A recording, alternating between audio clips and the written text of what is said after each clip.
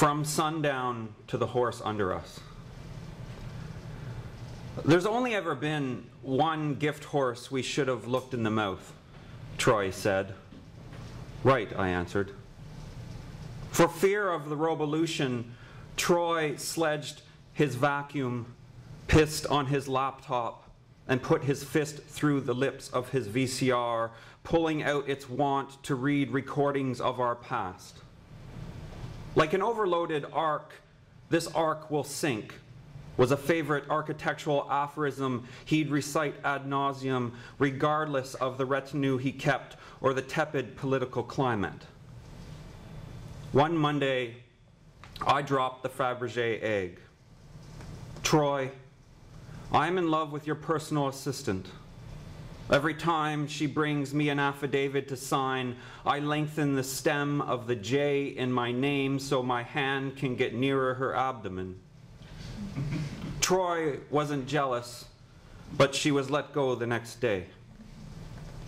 I left for a 10-day vacation on Thursday, just took off to the Sahara, where wind, Troy said, sips from a crack in time. I met a woman there who sold real estate. That's how I knew I was home.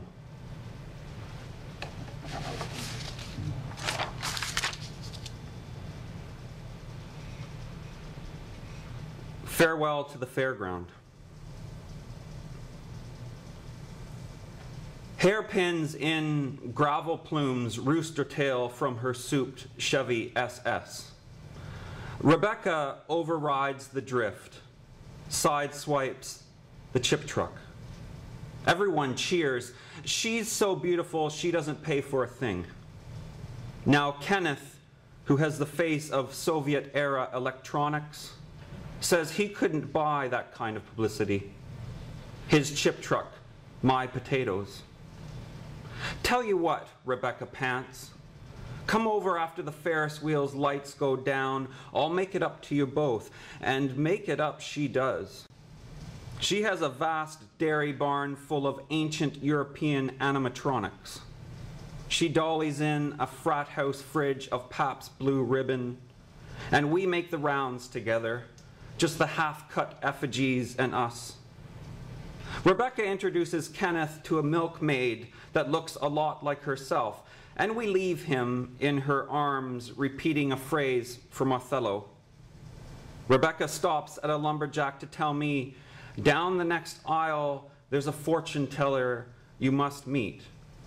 Her voice like recanted rain. The gypsy looks a lot like the milkmaid, and as her motion detector eyes come alive, I feel my stomach stall and tears well as the enchiladas from Josie's stand exact their revenge. In the washroom, I find the spent toilet paper roll on which it has been written, Plan B. I thought maybe that if between poems, if there's a pause where I think something should be said but I don't have anything to say, I just sort of stare at somebody for a while. Or turn around or something.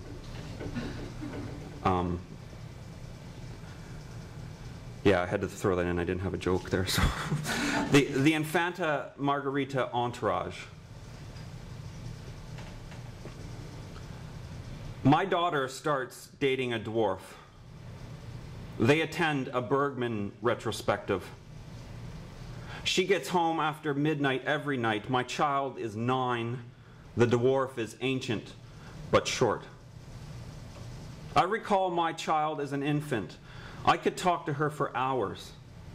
I can't quite remember or quit remembering the dwarf. He rendered her a pickaxe pendant from plunder hoarded throughout time, as though a pigeon's leg only likes love letters. I let myself think what I think I should. Last night, they saw The Hour of the Wolf at a drive-in. The dwarf made front page. A photo of him in the back of a squad car lunging its lasso of cherries at the eave. He was wearing one of my shirts taken in. Time traveler, caught with minor. They had obviously made a mistake, to be executed at dawn. My child asks, her voice like leaves feeding on light, will you be heading to the beheading?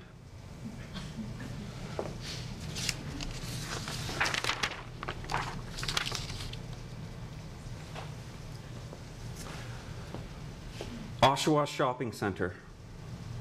Oshawa is a lovely little town, GM town in southern Ontario, just an hour east of Toronto, if you're not familiar with it. Oshawa Shopping Center. I like it when we shop together. At the center of us all is a snakeskin wallet. Grocery bag ghosts graze the lots. A wallet where we keep photo booth shots. I knew a man who shot other men from hilltops in Afghanistan. He had a wallet made of eyelids. But this Christmas we'll use credit. If war was really that bad, would we allow it? My love was in that man's platoon and nicked that eyelid wallet. He spent more time in jail for theft than slaughtering a child. Weird, I know, how snow allows angels to be made in our image. Grocery bags caught on the page wire fence like banshees in badminton nets. Afghanistan is such a beautiful word. I love shopping for people who want for nothing. I love shopping with you. My love was sent home for Christmas after opening a burqa'd girl on donkey back. Now we're holding each other beside a makeshift manger. A mechanical pony waits for a little girl to ask her father for a quarter. He doesn't have one. He uses only credit. I know no word of a lie. Ponies have it hard breaking young girls' hearts.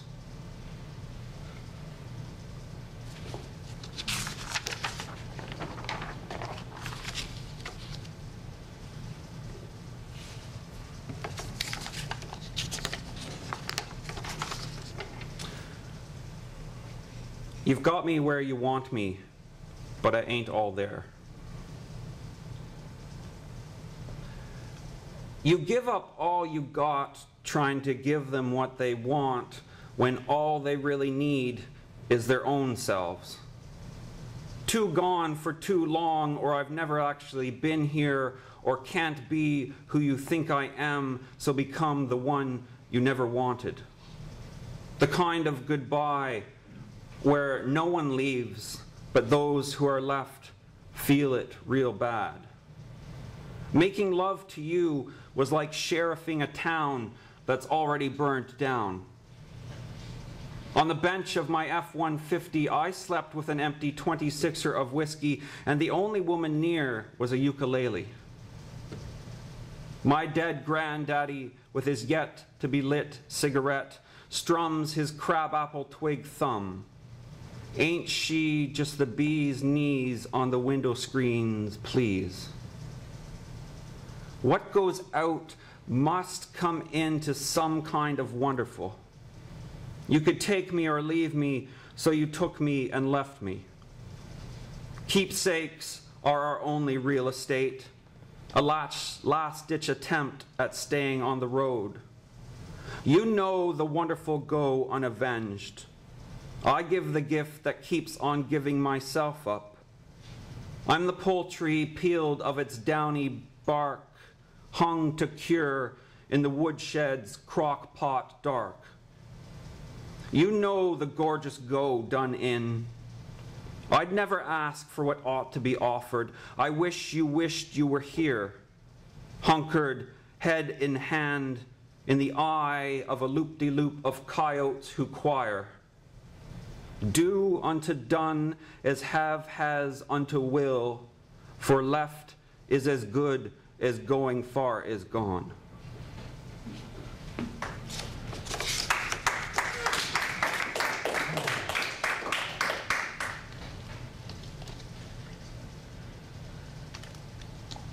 I recently,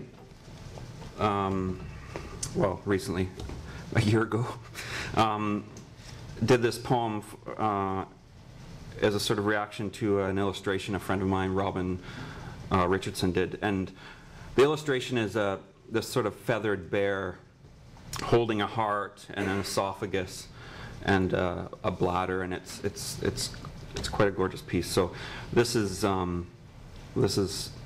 in reaction to that piece, and it's called From the Exeter Book Riddles. It started as an actual translation from the Exeter book, but it it went a little crazy on its own. You who's frozen in your funhouse mirror form, locked out of your lookout. You who eye spies me briefly in the echo chamber of an oak-treed glade, veins lassoing your mojo, fielding shad flies off Hollowshire Moor. You whose hip wings tuck in an hourglass's minute cinch, I spy you, Deputy Deleuze, crossing and uncrossing your hairs.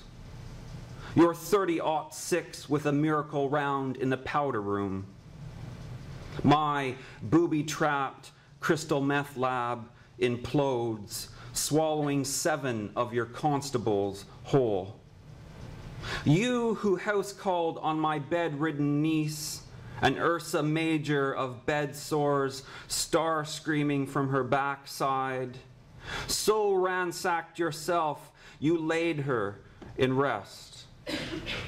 Your leftover constables, armed to the teeth, vacuum the woodlands with snot hounds and hurricane lamps, glass blowing the gloom.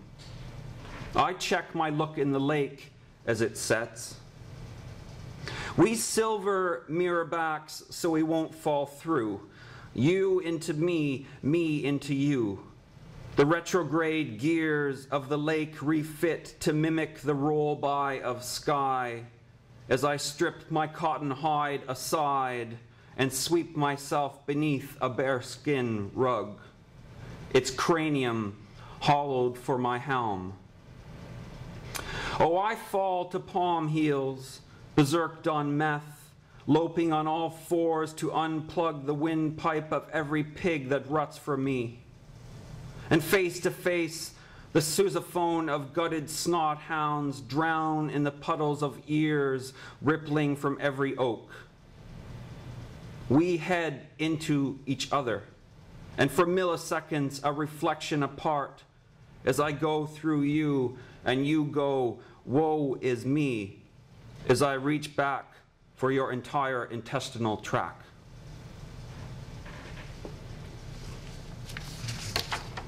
Pretty sunny piece.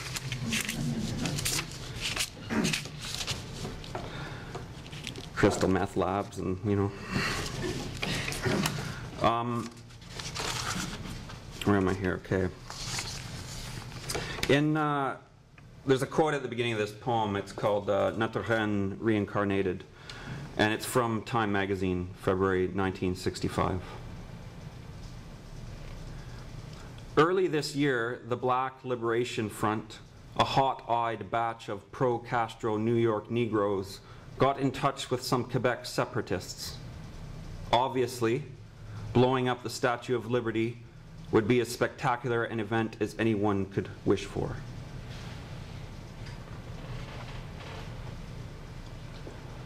With a hat like that, she's got to go head down into the wind so the brim holds fast to her head. But if our queen dons a crepe paper crown, a zephyr could dethrone our Contessa. Moreover, if her moped has sped past the cliffs ahead sign, we'd be left with a waft off her two-stroke exhaust. Because you see, the sea calls us all in, or are we being summoned to where we've already been? Take our liege, cocking her crossbow to skew a peregrine into flat spin, then straddling its breast to knock it off with a jab of her hat pin. While all about the raw-skulled rocks, timber hogs comb in fleets like flocks of unfinished hawks. It must have been hard for her bodyguards to watch her push her miscarriage down the boulevard. In Jackie Onassis sunglasses and chandelier-sized earrings, Daisy Dukes and thigh-high, high-heeled boots past knock-kneed trees to the see-through sea. Offshore, a witch doctor casts her in obsidian. Pinioned to the old rain's rubble, she reels in the wage slave ships each evening, dipping her automaton canadarm into the courtyard of her crown to abracadabra a candelabra.